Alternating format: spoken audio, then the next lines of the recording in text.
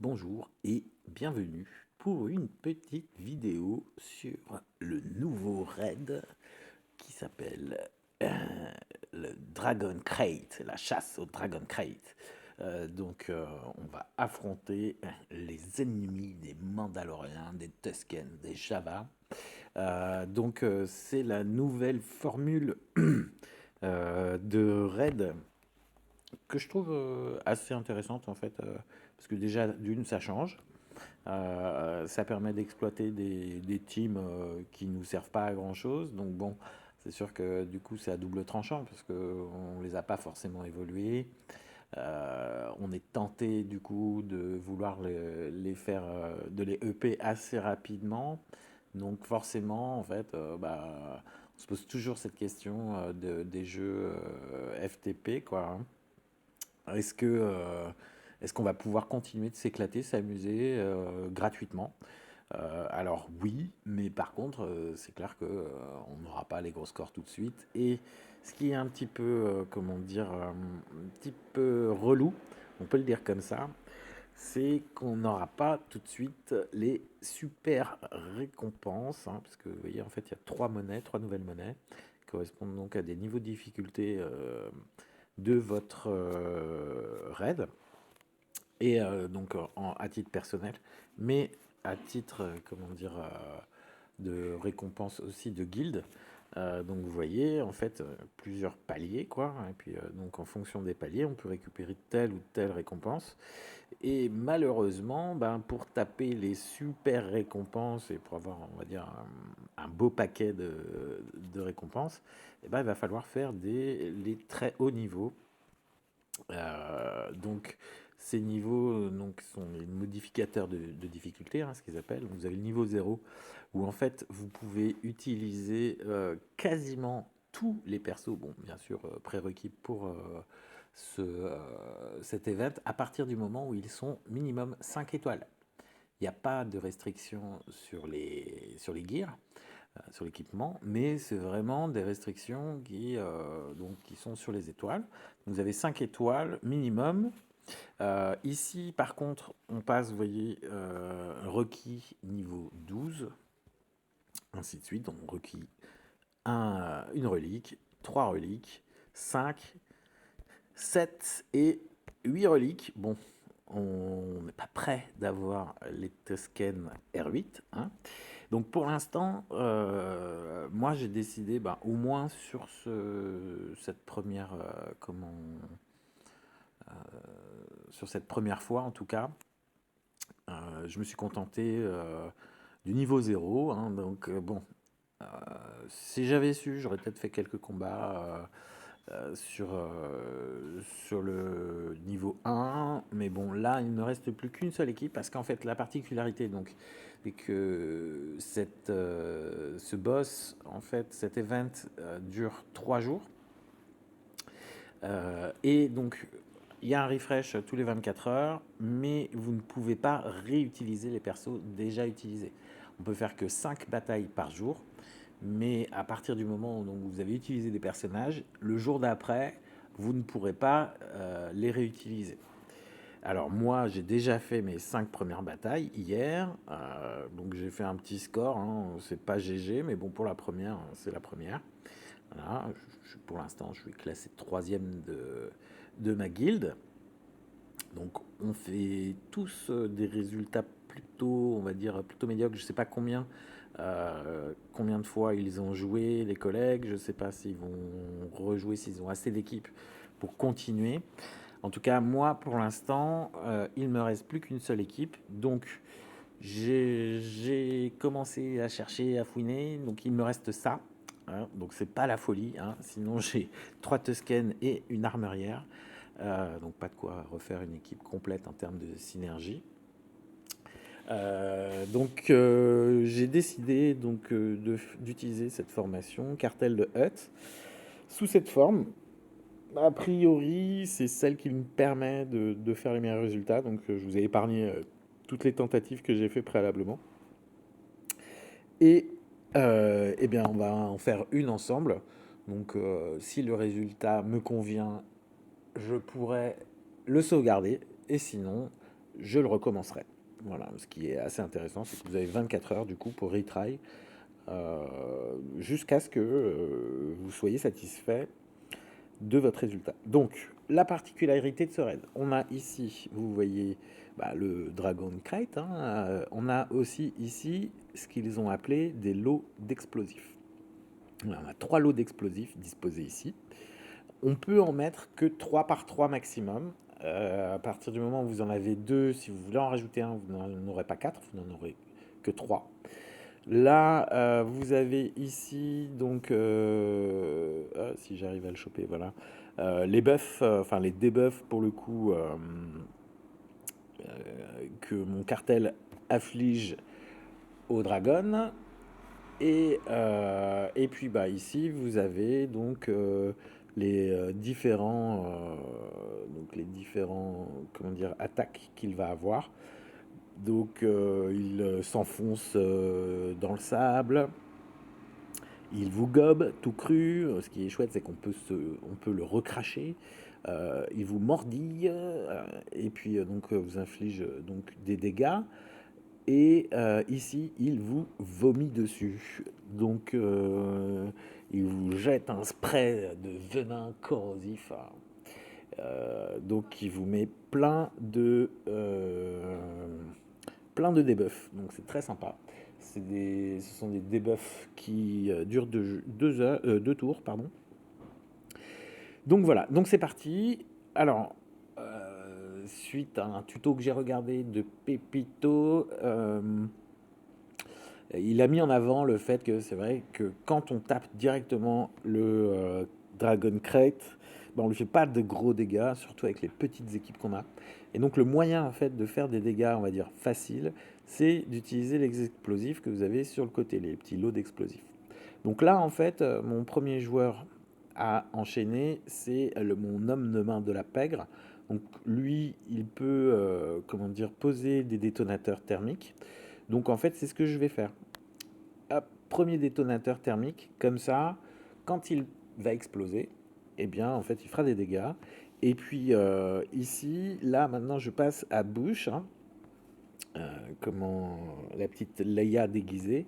Alors, elle a ici, vous voyez, donc dans cette capacité, elle va infliger des dégâts spéciaux à tous les ennemis, fait exploser les détonateurs thermiques et ensuite pose un détonateur thermique pendant 2 tours sur tous les ennemis. Bon, là, tous les ennemis, en fait, ce sont les lots d'explosifs et le Dragon Crate. Elle va faire exploser donc les détonateurs thermiques que le Dragon Crate a déjà sur lui, mais en même temps va faire exploser le lot d'explosifs. Donc là, c'est quadruple shot. On va regarder tout de suite les dégâts. On est à 421, donc ce qui est top, c'est qu'on a les dégâts en temps réel. Hop, le nombre de points que vous faites. Voilà, 18 500, c'est le maximum que vous puissiez espérer avec ce type de perso quand vous faites une attaque et que vous faites exploser toutes les mines. Donc vous voyez, là maintenant, on peut reposer des explosifs. Donc c'est parti. On en a posé 2. Ici, mon dragon crête a un nouveau buff. Et donc là, c'est ce qu'ils appellent défi. On perd des cumuls lors de la réception des affaiblissements suivants. Donc en fait, on peut faire diminuer ces cumuls. Donc malus de ténacité, faux pas, cécité, confusion, entrave des capacités, étourdissement et peur. Donc moi, là, j'ai pas forcément une team qui pose beaucoup de debuffs. On va essayer de faire ce qu'on peut avec déjà, comment dire, Cade. Donc Cade qui lui va infliger des dégâts physiques là et va étourdir. Donc avec un peu de chance, si ça passe, on l'étourdit. Étourdissement. Donc vous voyez, on a diminué ces fameux défis, on les a complètement enlevés. Voilà. On a ces 2 lots d'explosifs là. Alors, ce serait judicieux peut-être de les faire péter tout de suite, mais mon grido pose des détonateurs thermiques. Et sa jauge de tour se remplit de 25%, donc avec un peu de chance, il va rejouer rapido. Là. Voilà. Donc pour l'instant, on va péter un détonateur, histoire d'engranger un peu de points. Ah. Donc là, on se fait gober. Donc, petit gobage. Donc vous voyez, les défis sont passés à 24. On a ici quelque chose qu'on n'a pas encore utilisé. Vous voyez. Donc c'est le tir de baliste. Inflige des dégâts réels à la cible ennemie 2 fois, ainsi que des effets de confusion, faux pas, étourdissement pendant un tour, 2 fois, et donc ça ne peut pas être esquivé ni résisté. Si un non-attaquant a utilisé cette capacité, elle inflige 15% de dégâts supplémentaires pour chaque cumul d'élan dont il disposait. Bon, nous on n'a pas de cumul d'élan. Je ne sais pas en fait si ça fonctionne avec par exemple Bush qui elle va être un attaquant ou un soutien. Je me souviens plus. Je me souviens plus de ce qu'elle est. Bon, eh ben, on va quand même utiliser ce tir de baliste. Là, tac, tac. Et miracle, il nous dégobille notre petit cristal. Voilà. Donc maintenant, on a un lot d'explosifs seulement. On peut rajouter de l'eau sur le côté. Et bien, on va les faire péter parce que notre petit tome de la pègre, lui, s'il tape, il va faire 400 de dégâts. Et là, vous voyez, en fait, il a fait un petit peu plus. Donc, on continue. On recommence l'opération. Là, on est passé à 38 000. On va pouvoir rajouter 2 explosifs. Ensuite, mon grido, alors, quand il utilise son jet d'acide, en fait, il vous enlève aussi en fait les buffs que vous avez. Donc, aucun intérêt de mettre le buff de grido ici. Donc, on va le taper.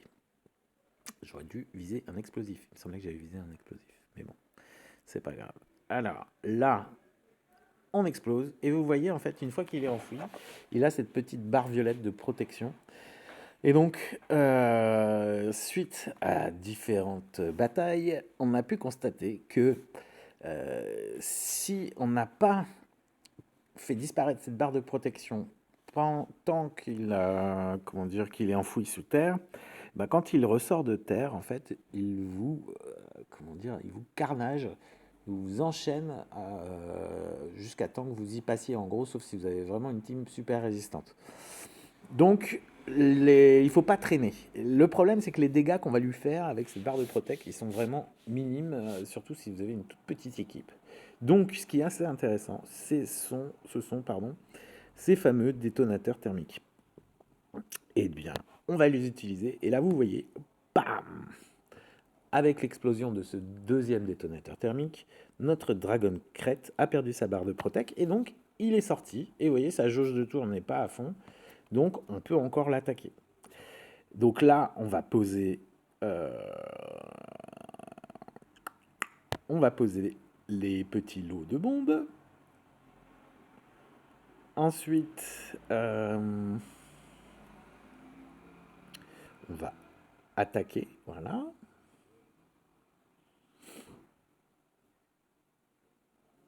Alors, on peut peut-être profiter pour faire péter une bombe. Alors là, par contre, c'est pas très bon. J'ai pas bien géré. Il est monté à 8 défis. Et je lui ai pas fait d'affaiblissement pour faire diminuer les défis. Il lui reste un tour avant de me gober. Je peux peut-être essayer de faire ça pour enlever au moins ces défis. Comme ça, quand il va me gober, il ne sera qu'à 24. Et avec un peu de chance, eh bien, je pourrais faire chuter ces défis plus facilement. On va croiser les doigts. De toute façon, il ne m'a pas encore gobé, mais bon. Donc là, j'ai pas réussi à poser un affaiblissement. Il me dégobille dessus. Et est-ce qu'il m'attaque? Et ouf, il ne m'a pas mordu. Il ne m'a pas gobé. Donc là, par contre, j'en suis à 25%.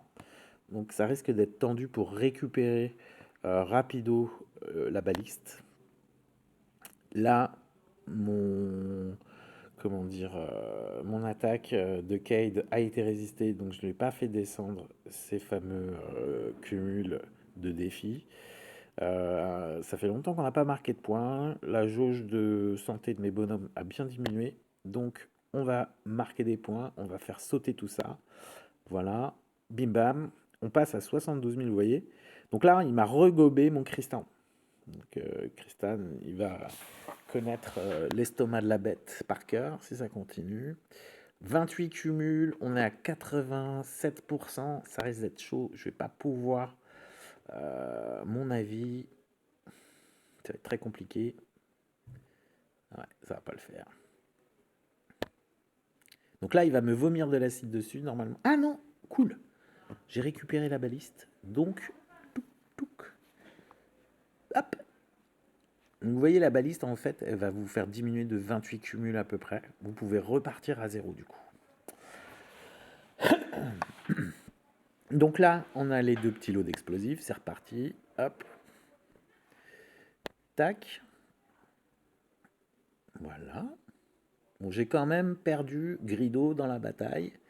On va reposer des lots d'explosifs, des détonateurs, on fait péter, et bim, 90 000. J'en suis pas à mon record, j'ai fait 102 000 je crois. Je ne sais pas si je vais réussir à faire autant ou mieux. Donc là, à mon avis, c'est presque la fin, il faut en profiter, il faut engranger un maximum de points avant qu'il s'énerve pour de vrai. Bon, il est à 70% je crois pour l'enragement. Donc ça va encore, mais dans pas longtemps, ça risque d'être bourrin. Donc là, en théorie, il va me vomir dessus. Je vais perdre ma bouche. Ça fait bizarre de dire tout ça. Je pose quand même des lots d'explosifs. Voilà. Hop. Mon petit homme de la pègre commence à tirer la tronche. On va faire péter ça. Bim. Ah, il m'a gobé mon homme de la pègre. Et là, en fait, je pense que c'est vraiment très mal barré. Voilà, il va me vomir. Hop. Donc j'ai pas pu récupérer Cade, Kristan, du coup, et j'ai perdu tout le monde. Donc là, maintenant, je sais que je suis foutu, puisque je vais jouer et ça va être à lui de jouer, et du coup, bah, en fait, je vais y passer. Ah non! Alors je sais pas pourquoi. Ça aurait dû être. Bon, je vais pas faire grand chose de plus, mais il aurait dû en fait me croquer là, enfin m'attaquer en tout cas. Voilà, il va m'enchaîner. Et voilà. Bon. 103 396. Et ben en fait, je suis plutôt content. Parce qu'au final, j'avais fait 102 000 l'autre fois. Donc j'ai battu mon score. Ça fait plusieurs fois que je fais plusieurs tentatives. J'arriverai à mon avis pas à faire mieux. Donc ce que je vais faire maintenant, je ne vais pas annuler ni quitter. Je ne vais pas annuler et réessayer. Mais je vais envoyer. Et donc comme j'envoie, je valide mon combat. Et donc j'engrange mes points, les points qu'on peut choper tout de suite. Hop. Et voilà, pas de délai pour les récompenses personnelles.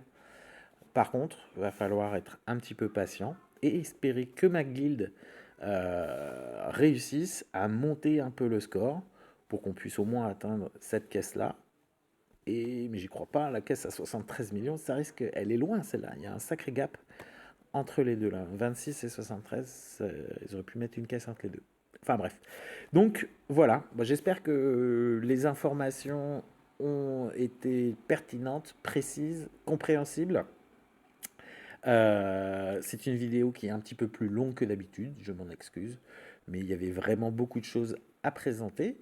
Voilà, j'espère que ça vous a éclairé, donné des idées, et puis que c'était suffisamment clair pour être compréhensible. Je vous souhaite du coup une bonne fin de visionnage, et je vous dis à la prochaine. Au revoir.